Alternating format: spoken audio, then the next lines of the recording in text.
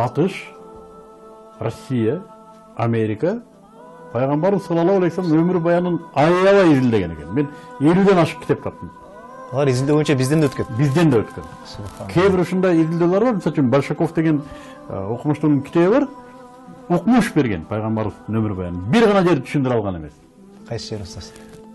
Пайгамбарыбызга кантип вахий келет? Себеби ал капыр, атеист. Ал вахийди тана албайт. Иман келтирген эмес. Иман келтирген эмес, вахийди тана албайт. Жана өзү айтып атат.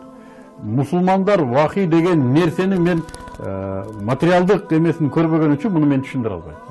Жана бул кишиге дейт пайгамбарыбыз саллаллаху алейхи вассалам, бул кишиге идея кандай келет мен түшүндүрө албайм дейт. Вахийди идея деп айтат. Кандай идея келет? Анын оюна келген, пайгамбарыбыздын оюна келген идея жөнөкөй адамдарга келбейт. Ошону бул түшүндүрө алган эмес. Көп эмгектер, пайгамбарыбыздын өмүр баянын изилдеген көп эмгектер мусулмандарды түшүнүү үчүн жазылган китептер. Эмне болгон үммөт, эмне болгон эл? Булардын жол башчысы, көсөмү кандай киши болгон? Кандай башталды мусулман дөөлөтү деп изилдегенден чыккан китептер. Муну ошон үчүн кээбирлери так эмес, кээбирлери ачыктан ачык жамандаган китептер бар. Мисалы үчүн кээбир окумуштуулар өзүнүн элине жалгандан жазган сиралар бар. Жалган сиралар жазган.